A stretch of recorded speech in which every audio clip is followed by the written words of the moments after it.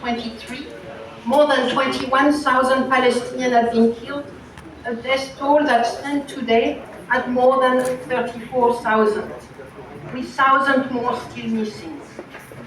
The Israeli authorities have forcibly displaced almost 2 million Palestinians. They have fueled a mass humanitarian crisis, and they have engineered famine. Yet, faced with the mounting evidence of war crimes and the irrefutable risk of genocide, many of the very architects of the post-World War II international system, the nation that proudly led the 1948 pledge to never again, failed, and failed intentionally.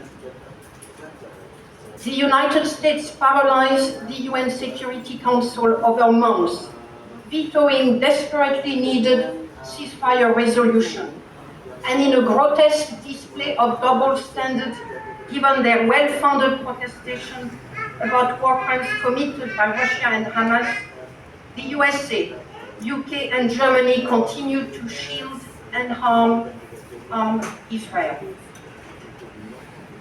Is 2023's travesties of international law in Gaza isolated? No. It comes hot on the heels of Russia's aggression against Ukraine, a flagrant rule-breaking which Russia has nevertheless thought to justify over and over.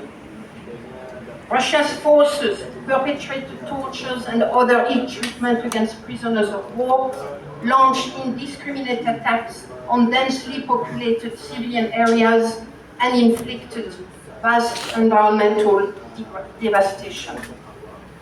A third permanent member of the Security Council, China, also acted against international law, providing arms and financial support to Myanmar's military while shielding itself against scrutiny for the crimes against humanity it continues to commit against Uyghurs. When the powerful flout the law, the shield of law weakens for us all. When the most powerful set themselves above the law, betrayal of law becomes a weapon favored by many more. Thus, in 2023, by decision and omission, we were plunged back to the future we don't want, back to a future we were promised would occur never again. And with the world's failure to adequately regulate new and old technologies and to tackle the unchecked dominance of big tech, that global breakdown of the rule of law looks set only to accelerate. The much earlier than expected launch in 2023 of ChatGPT and other generative AI tools turbo thrust us into a future that we struggle even to describe. But if the tech-related abuses witnessed in 2023 are anything to go by, prospects for our future dignity as a human family are chilling indeed. Political actors around the world weaponize new technology to spread disinformation, pit communities against each other, and attack minorities for political or electoral gain. Spyware, facial recognition, and algorithm were used to amplify hate and toxicity on social media. And in 2024, the landmark year for election, that weaponization promises only more disastrous consequences. As Amnesty International exposed, Facebook algorithm contributed to ethnic violence in the context of armed conflict in Ethiopia. Israel used facial recognition to restrict freedom of movement and perpetuate its system of apartheid in the West Bank. Serbia introduced a semi-automated welfare system that saw thousands of people losing access to vital social assistance, particularly impacting Roma communities and people with disability. States increasingly have used abusive technology for the policing of protest and immigration enforcement, as well for the policing of sport events. Meanwhile, spyware was left largely unregulated, despite abundant evidence of its use in human rights violation. And so in 2023, Amnesty International revealed how Pegasus spyware was deployed against journalists and activists in Armenia, the Dominican Republic, India, Serbia, while the EU-based Predator spyware was freely sold to states the world over. These examples warn us that the digital pathway is today a pathway to impunity and lawlessness. It is not too late, although way past time, for government to rein in big tech. While big business and government breach and betray, people demand rights still. And in 2023 and in the last months of 2024, civil society was the face of courageous society. In unprecedented numbers, people took to the street. Victims of the Israel-Hamas conflict were not alone. Millions gathered worldwide, week after week, to publicly demand an immediate ceasefire and the release of hostages. They did that against repression and backlash. People took to the streets of the United States, El Salvador, Poland, and beyond to demand the right to abortion. They did so against repression and backlash. Thousands across the globe joined the youth-led movement Friday for Future. They did so against repression and backlash.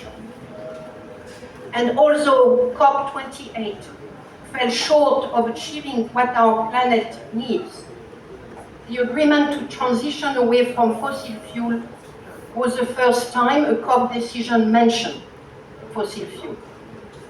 First time. 2023 also saw sterling example of some states and global bodies striving to uphold the post-World War II rule-based system. The UN General Assembly stepped in where the Security Council failed and adopted by a huge majority resolution calling for a ceasefire. The UN Secretary General, the heads of UN agencies and humanitarian organizations took unprecedented steps to denounce war crimes committed in Gaza and southern Israel. And South Africa argued for international law, filing a case before the International Court of Justice, alleging that Israel's conduct in Gaza violated the 1948 Genocide Convention. The Africa Group at the UN led efforts against global inequality, tabling a resolution for a UN Convention on Fairer Taxation that the General Assembly adopted against the wishes of the richer countries. The European Parliament adopted a resolution criticizing the lack of action to curb abuses by the spyware industry. Such global solidarity, peaceful protest, and adherence to international law and norms are all essential, renewable for the journey ahead. But along what path? As the conflict in Gaza, Ukraine, Sudan, Sudan, Haiti, Myanmar, Mali, and elsewhere threaten to spiral further, we know the only conscionable journey is back from that precipice and forward to, on a pathway to a future made viable by upholding the principle and promise of 1948. A path set with the stone of a global rule-based order, paved justly by human rights and made secure by the never again commitment, universally upheld. But none of us, advocate or activist, dissident or trade unionist, student or teacher, journalist or scientist, parliamentarian or jurist, none of us can afford to wait in hope that somehow the heads of state and corporation will do what is right. Instead, we must together resist regression, reset for rights, and recommit to the rule of law by taking sustainable, human rights respecting action so that in 2048, our children are free to live in a fairer and safer planet. Thank you very much.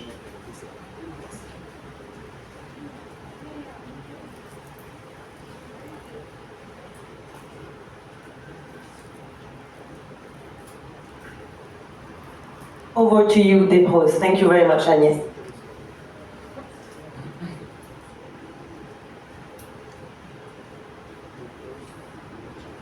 Thank you very much, Lynn, and thank you, Agnès, for the powerful remarks that you have just given.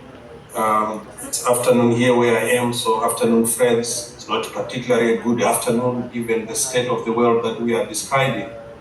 From my perspective, I just want to make some brief remarks adding to what the Secretary General has already mentioned, which is essentially to spotlight the fact that this report underlines three key observations of the countries I wish to speak about. One, the inaction of international community, which is fueling catastrophic human rights violations around the world, but mostly in a league of countries that I want to speak about.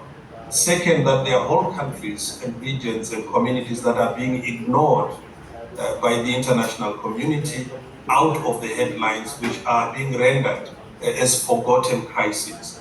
And then the third point is that powerful politicians in some of these countries and around the world are allowing armed groups to literally determine who lives and who dies. These forgotten crises that found expression in countries undergoing very dangerous conflict, chronic wars that fly under the radar, ethnic ruptures that go unreported, and do not invite robust international action. We have seen these conflicts and these wars take a toll on civilian life, especially on women and children who are victims of indiscriminate killings, sexual violence, starvation, that have been monumental in creating a humanitarian crisis of soul-breaking proportions, the desperation of which we have not seen in recent history. The first country that I would like to just spotlight our attention on as a forgotten crisis, of course, Sudan, which this month marks a year of a dangerous conflict that started in April 2023, pitching the Sudanese armed forces together with its counterpart, the paramilitary rapid support forces. This conflict has caused catastrophic human rights displacement, human rights crisis, and a humanitarian crisis. We've documented in the last year indiscriminate and deliberate attacks that caused massive civilian casualties. As of end of December 2023, United Nations and many other groups that have documented killings were reporting 14,700 people having been killed nationwide in Sudan since the conflict began. Much worse in places where, like Darfur, where a conflict was already raging, where it became a site of attacks against minorities, against non-Arab communities, as well as religious minorities. sexual violence became almost commonplace, targeting women and other people who were discriminated against them. As we speak today, as we launch this annual report, the conflict in Sudan has led to a major displacement internally. United Nations says over 9 million people have now been internally displaced since April 2023, making Sudan the largest displacement crisis in the world. Among these displaced people are refugees from countries that had actually sent refugees to Sudan before the war started. They include South Sudan, Eritrea, and countries like Ethiopia. Up to 1.8 million people are now refugees in neighboring countries such as Chad, South Sudan, and Egypt. This is a real danger for refugees coming out of Sudan, some of whom are fleeing to countries that they had already run away from. The catastrophic humanitarian situation is now approaching famine proportions as many people watch. Just next door in Democratic Republic of Congo, we have another forgotten crisis, one of the most talked about crises, but that never make it to the international table for discussion. The Democratic Republic of Congo, as you know, is registering probably the deadliest crisis since World War II, which emerged in the wake of the 1994 genocide in neighboring Rwanda. Up to now, over 5 million people between 1998 and now have been killed, and hundreds of thousands of women have been raped. 5 million people being killed is almost the population of Denmark. As we speak, 7 million people, equivalent of 3/4 of London population, have been displaced by the conflict of people who are now living in subhuman conditions inside the country. The UNICEF is reporting that up to now, 38,000 cases of sexual violence were recorded just in the first quarter of 2023 in North Kivu province alone. This was an increase of up to 37% compared with the same period in 2022. Democratic Republic of Congo, as we know it, has immense natural resources, including the critical minerals which are driving global energy transition, continue to fuel human rights abuses, corruption at massive scale. The situation has gone for far too long, and nobody seems to care in the international community. Up in Ethiopia, we have a war that has been raging, and a conflict that has been raging since it started in 2020 in November. Survivors and victims of this war in Ethiopia have faced horrendous human rights violations and neglect by Ethiopian authorities, despite their persistent calls for justice. After the guns were silenced in the Tigray region in 2022, two other armed conflicts in Oromia and Amara regions continue to rage, and we keep documenting gross violations by armed groups. Women in Ethiopia continue to bear the ultimate brunt of these conflicts and violations. In addition to conflict-related sexual violence faced by tens of thousands of women, as documented by Amnesty, by UN investigators, and other civil society groups, we are seeing increasingly harmful practices such as abduction for marriage, which are putting Ethiopian women at risk. Civil society groups that speak out in the face of this tragedy of human rights violation usually face persecution, including journalists and others who are promoting free speech. Ethiopia remains another forgotten crisis. If you go to Asia Pacific, we're dealing with a crisis country called Myanmar that we all know, where the human rights catastrophe has infuriatingly slipped from international attention as it risks becoming yet another forgotten conflict, while the military's onslaught against civilians has now reached unprecedented levels ever since the 2021 February coup. The military's grip on power, which is now precarious, is actually resulting in ferocious attacks across the country in an effort to maintain control. Thousands of civilians have been detained since 2021, numbering almost 20,000 people who remain in random detention for opposing the military. The international community, please, must do more to stop these attacks on civilians in Myanmar, which risk becoming yet another forgotten crisis.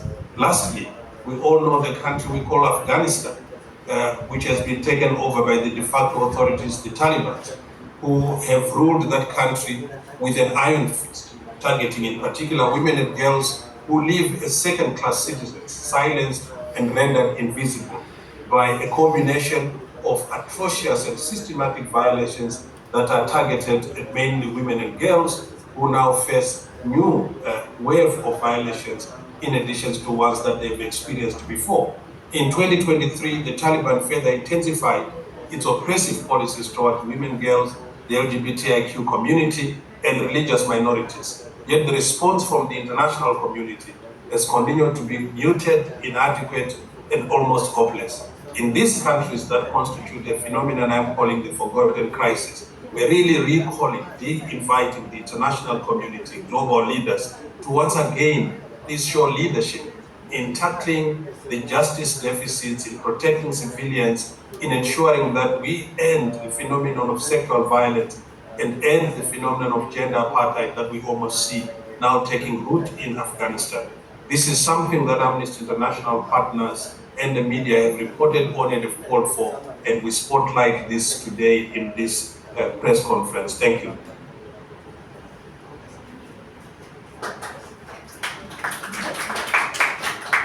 Thank you very much, Depose Mugena, our Senior Director on Regional Human Rights Impact. I would like now to welcome Sasha Deshmukh, Chief Executive of Amnesty International UK. Thank you.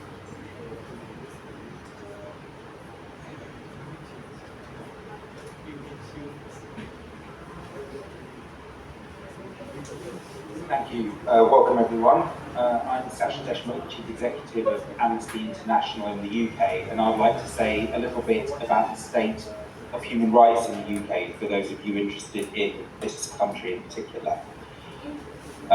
Over the last year, the UK government has continued to pursue a policy agenda that has breached international human rights commitments, curtailed human rights protections, and challenged UK leadership in respect for human rights and international law. By these actions, we at Amnesty International UK are concerned that the UK is contributing to the damage that's being done in respect for the international law-based order around the world. UK government legislation over the last year has further eroded the right to freedom of assembly and expression. The Public Order Act criminalised various forms of peaceful protest in the UK, expanded police stop and search powers, and created banning orders and gave government powers to seek civil injunctions against protesters. Regulations passed in summer 2023 expanded police powers to prevent protests on a wide-ranging interpretation of preventing any more than a minor hindrance of day-to-day activities. In some instances, in 2023, protesters arrested and charged following environmental protests were prevented by the courts from referencing the subject matter of their concerns in their defence in front of juries. In Northern Ireland, we've seen that ongoing barriers remain to accessing abortion services, despite the decriminalisation of abortion, which notably remains criminalised in England, Scotland and Wales. Also in relating to Northern Ireland, we have seen the passage of alarming legislation which would deny access to justice for victims of historic human rights violations, despite the vocal protests of family members of those who were subject to those violations. Within this week, we have seen a continuation of another key pattern of the last year, the denial of rights as set out in international standards to refugee and asylum seekers. In June 2023, the Illegal Migration Act passed into UK law despite being in conflict with the UN Refugee Convention and the European Convention on Human Rights. The Act reinforced the UK policy of refusing to process asylum claims, with that refusal based on the means of arrival of the applicant and the country through which that applicant may have travelled prior to making the application, rather than the substance of the application itself. The passage of legislation this week continues not just the trend of the impact on refugee and asylum seekers and their rights themselves, but alarmingly sets new precedents in the UK for Parliament legislating to deny courts the right to make determinations based on evidence, disapply large parts of the Human Rights Act and other rights protecting instruments and laws. We believe that the passage of the Rwanda bill is nothing less than a national disgrace, built on a deeply authoritarian notion that can deny courts the right to look at the facts of the case and evidence and apply the law accordingly. I worry that this will give succor to authoritarians around the world who will now be able to look to an example from the UK restricting courts' rights to apply the law and feel some protection as those authoritarians wish to apply that principle themselves. The Metropolitan Police here in the UK has previously warned Rwandan exiles in the UK that they have received information of threats to their lives by the Rwandan government. But it's no surprise that the UK is shamefully quiet about Rwanda's human rights violations at home and abroad, as the UK chooses to double down on disrespecting international law, as well as this country's courts and institutions in relation to its responsibilities to refugees. Finally, I'd like to turn to another key element of UK policy, and again one in which the UK government has been keen to say that the UK leads, but in which there is alarming evidence to the contrary. And that policy is the protection of the use of UK arms and key components and parts made in the UK, which are used in arms that are being used in human rights violations. The UK has supplied key components of combat aircraft being used in the conflict in Gaza, including pilot display units for F-16 aircraft and key electronic components for the F-35 advanced combat aircraft. In fact, up to around 15% of a finished F-35 aircraft is likely to contain UK parts and components. The UK, though, provides no financial value for these components as they are supplied under open licenses, giving a misleading picture of the scale of the UK's involvement in arms sales that are used by the Israeli military. The UK government, in legal documents supplied in response to an ongoing challenge to UK arms export policy, has stated that it has received no information from Israel when asking about specific strikes and whether those strikes would violate international law. The UK government has said that it is relying on general Israeli assurances that there is a commitment to apply the laws of war in any conflict. It's alarming that the UK government is effectively outsourcing its responsibilities not to supply weapons that risk fueling serious violations of international law by giving the benefit of the doubt and a reliance on the judgment of those responsible for using those arms in attacks.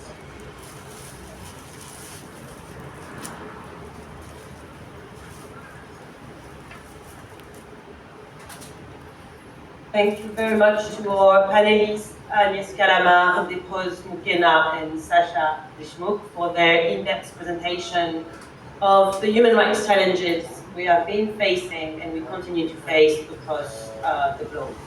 I am sure you have pressing questions for Amnesty's human rights world report, but let me first tell you how the Q&A is going to work. So we have about 20-30 minutes. We will take questions in the room as well as online. And as you will see in the media pack, we have a list of spokespeople who are regional and thematic experts who also can address some of your questions. For journalists connected online, we will take the question in writing. You can type in French and in Spanish, and it will be translated in English, and I will read them out loud. And please state your name and media house. And for the journalists in the room, our colleagues, Angela and Chantal, will have mic that they can provide to you. I would also ask you to state your name and media house before asking the question, and we're only able to welcome question in English in the room because we don't have a live interpretation. So raise your hand if you would like to ask a question, and I will now start by taking some question in the room in London, and then I will return online. So over to you, dear journalists. Yes. Okay, due to a limitation of time, we're only going to be taking questions from members of the media, but afterwards there'll also be a Q&A where everybody can participate. So members of the media, if anybody has any questions, just put up your hands and one of my colleagues will come to you with a mic. And we'll put it in the chat. Yeah. Or if you prefer, you can come here as well and we can type out the question.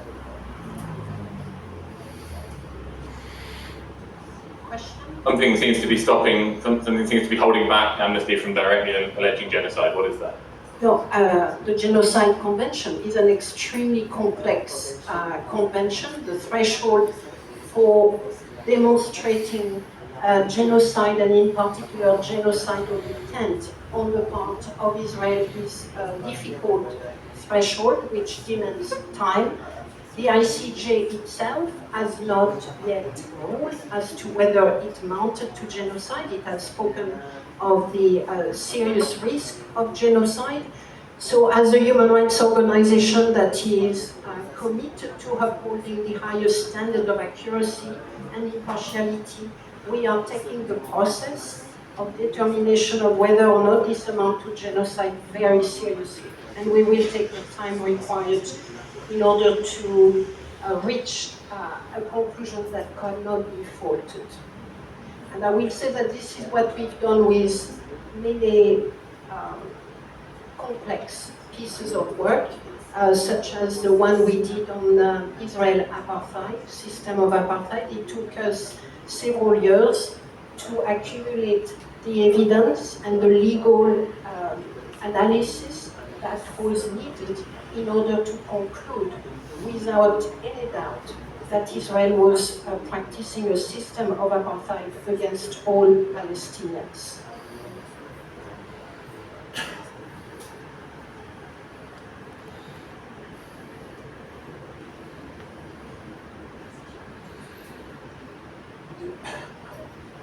My name is Mohammed, I'm from Alia TV. And my question is, the Security Council adopt the decision of ceasefire in Gaza. Also, the International Court asking Israeli government to avoid genocide in Gaza. Both are not happening in Gaza. What's the opinion of Amnesty about that? And we're talking about high level of justice and international law. Thank you. Well, this is why we are concluding that the international system that was set up after 1948 is on the brink of collapsing. All the international institutions that were established in order to protect peace and security, or take actions to protect peace and security globally, those institutions are not delivering because they are intentionally disrupted or weakened by the action of powerful states. That include, in particular, the United States over the last 6 months, that has, in order to protect Israel against scrutiny, has weakened the Security Council, has weakened the International Court of Justice, and by extension, the entire global system. That is not the only proof that we are looking at a system on the brink of collapse. As I have mentioned, Russia did the same last year when it committed an act of aggression, violating the UN Charter. They too have used their right of veto. They too have made it impossible for the Security Council to play its role, and they too have justified the violations. You know, over the last 60-something years of Amnesty's existence, we have come across many examples of violations of international law. We have never come across that particular moment right now where those violating international law are justifying the violations. And by the mere act of justification, they are emptying out the meaning of international law. That comes alongside the weakening of the international institutions. I've talked about Ukraine, I've talked about Gaza, I could have talked about Sudan, where it took a year for the Security Council to take actions. I could talk about Ethiopia, where nothing happened. That was the point made by my colleagues. So it is, we don't make that kind of statement in a vacuum. Yes, we are used to conclude that human rights are violated. We are not used to conclude that we are on the brink of a collapse of the international system altogether. Thank you. I will take one more question in the room and then turn to online. Sorry, next one after the online, I promise. Sorry. Alana, travelling been based in Iraq for the last few years. I wanted to ask a question. Well, I firstly wanted to say tremendous Syria report, which alluded to terrible detention in Iraq. There are thousands and thousands of falsely detained men in Iraq, and it seems to me that there are so few international organisations really speaking about this. That it's because of the politics of the world that we have, or the capacity of NGOs and organisations. And I was wondering, does Amnesty UK or international kind of have a plan to do more work on falsely detained in Iraq in the coming years? Could that be a priority at some point? Thank you. Well, as you know, we've just issued a seminal report on the situation in northeast Syria that really demonstrate with abundant evidence the treatment, the ill treatment and torture of thousands of people, in majority of whom are women and children. In that report, we document too the situation in Iraq of those accused allegedly of ties with with Islamic State, including the fact that there was a violation of the principle of non-refoulement from northeast Syria into Iraq, and the fact that they are now, many of them are facing less penalty. I think the key point we want to make are twofold. If we talk about Iraq, the situation has clearly not improved over the last 12 months. In fact, there is a clear deterioration of human rights indicators throughout the country, beginning, of course, with the treatment of people detained, but the lack of justice for all those that were killed during the protest, and the repression of freedom of expression, freedom of association that is rising. So Iraq has taken a path for the worse at the moment. This is, I will say, symptomatic of the lack of justice vision for the region.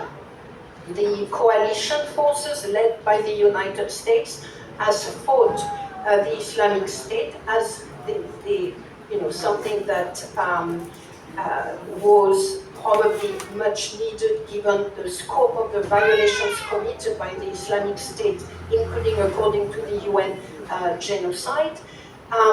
But there is no post-military vision at the moment, and the detention centers in northeast Syria, the situation in Iraqi prisons are reflecting of that lack of regional vision for justice, lack of commitment to justice, lack of investment into building a process and a system that will ensure justice, including for the victim of the IS. I should add that according to Amnesty's report and our 2 years research in northeast Syria, there are a very large number of people currently detained in those camps and detention centers who themselves were the victims of the Islamic State. They were abducted, they were trafficked. There has been no screening to identify who they are.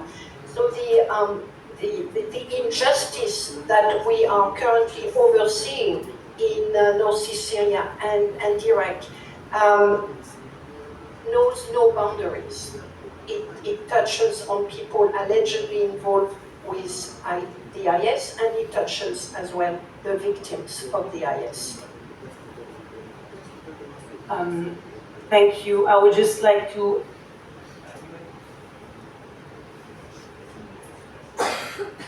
So if anyone in the room want to ask any questions about the global report, now's the best time for you. So you can ask the global panelists directly. This is Milan Malaysia. yes, we can see you right now.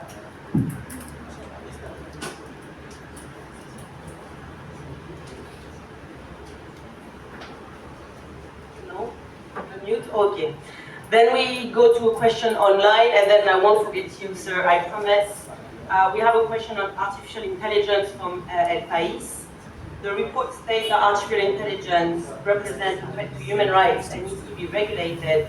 How do you think governments should deal with this technology, and what do you think of the law passed by the European Parliament? And I would ask for Matt Mahmoudi, our researcher advisor on artificial intelligence, to join us here to address the question.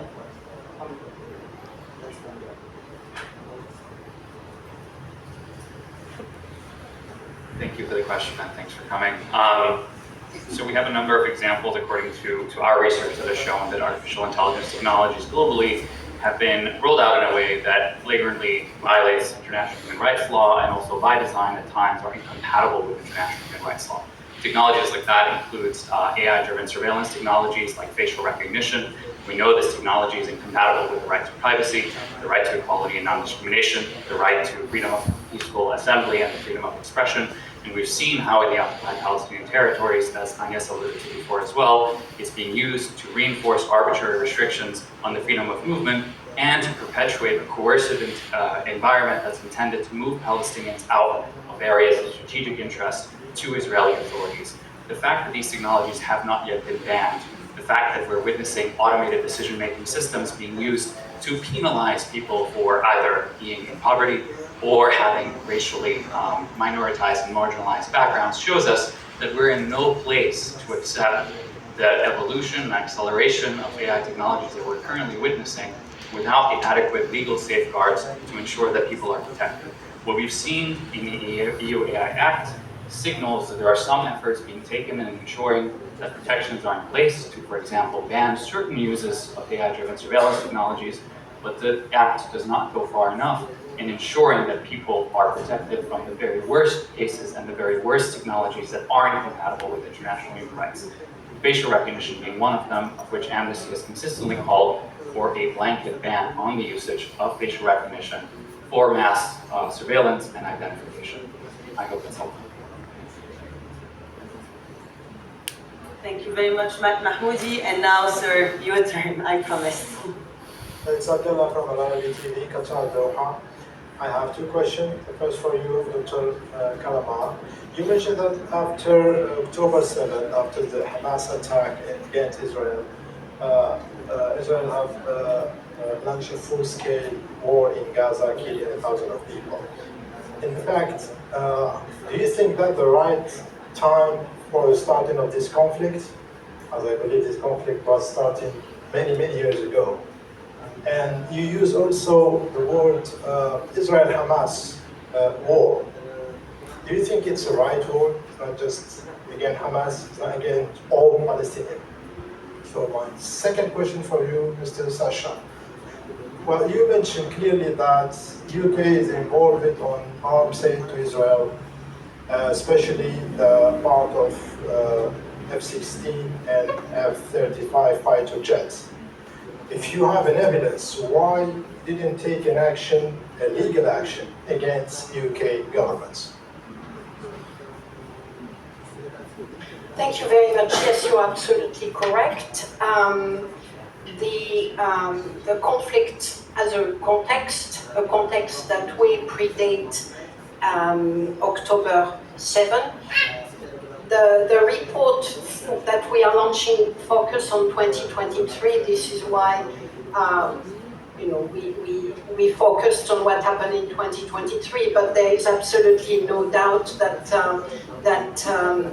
that the war cannot be understood outside a context, and the context started in 1948 with the Nakba and has unfolded ever since. It's a context of apartheid waged against all Palestinians living under some forms of Israeli control. It includes, of course, the Gaza Strip, which had been confronting an embargo that has been extremely destructive and that has only worsened with after October 7th. So we absolutely agree with the necessity of contextualizing the conflict. Sasha Deshmukh, before I turn on to you, our Regional Director, Middle East North Africa, Heba Mourayev, connected from Beirut, has now fixed the technical issue, so she can maybe address that question as well. Heba, the floor is yours. Thank you, Rima. I'm sorry about the technical issue earlier. I think Agnes has covered it, but it's been incredibly important in all of our work and our reporting on over the last 7 months, whether we're documenting war crimes, whether we're discussing the siege and the impact of the denial of humanitarian aid on the population of Gaza. Every single time we put out a report on these ongoing violations, we have contextualized that within the ongoing occupation, which we are calling for an end for, and within the system of apartheid. And that is crucial because the solutions will always sit with these root causes. The conflict that we are seeing right now has, of course, shown us the exacerbation of human suffering and violations of international law taken to new levels that we have not seen this kind of death toll and this level of human suffering before.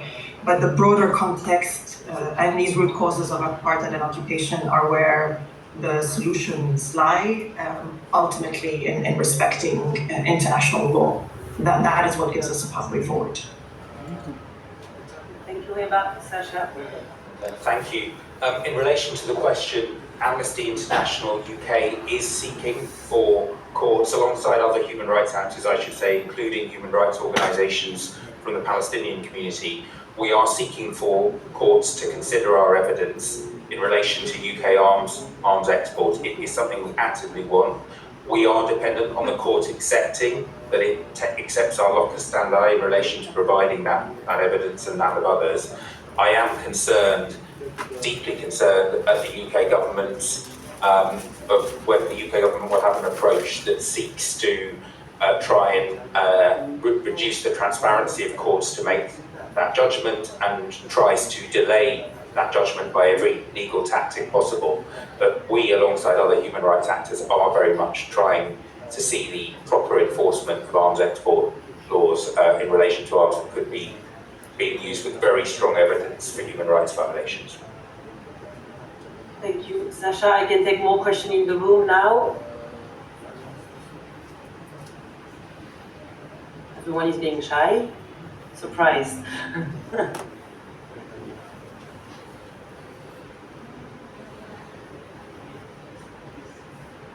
Do we want to add on the legal action, arms embargo? Okay. Just wait for the mic, sorry, because there's interpretation. Thank you. Yeah, sorry, me again. I'll just ask about Iran in that case. Has there been any improvement in the human rights situation in Iran because of all the international pressure and sort of documentation by people like yourselves? Thank you. I will ask our colleague Raha Berhaini, or researcher on Iran, to join us for this question. Thank you.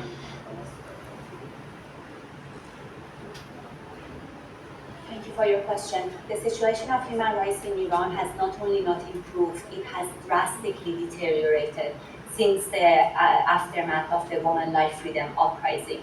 authorities continue to persecute thousands of people across the country, subjecting them to arbitrary detention, enforced disappearances, and widespread and systemic patterns of torture and other ill treatment. The judiciary continues to play a central role in entrenching impunity. It is not an avenue for redress and justice, rather it entrenches impunity for those who perpetrate torture and other crimes under international law, including extrajudicial executions and enforced disappearances. There are senior officials in Iran's judiciary who must be investigated for crimes under international law, and that is one of the root causes of systemic cycles of bloodshed and other human rights violations, including in the context of protests. We very much welcome the extension of the mandate of the UN fact-finding mission, which was set up in November 2022 to look into the crimes under international law that were committed in Iran with a view to pursuing accountability down the road. This mandate was extended, which is very important for showing to the Iranian authorities that the international community is not looking away. However, far more is needed to address this crisis of impunity in the country. We urge all states around the world to exercise universal jurisdiction with respect to the crimes under international law that took place during and in the aftermath of the protests. We urge states to initiate these structural investigations under the principle of universal jurisdiction, irrespective of the presence or absence of the accused. And we basically urge them to look toward issuing arrest warrants for the authorities who are responsible for these violations.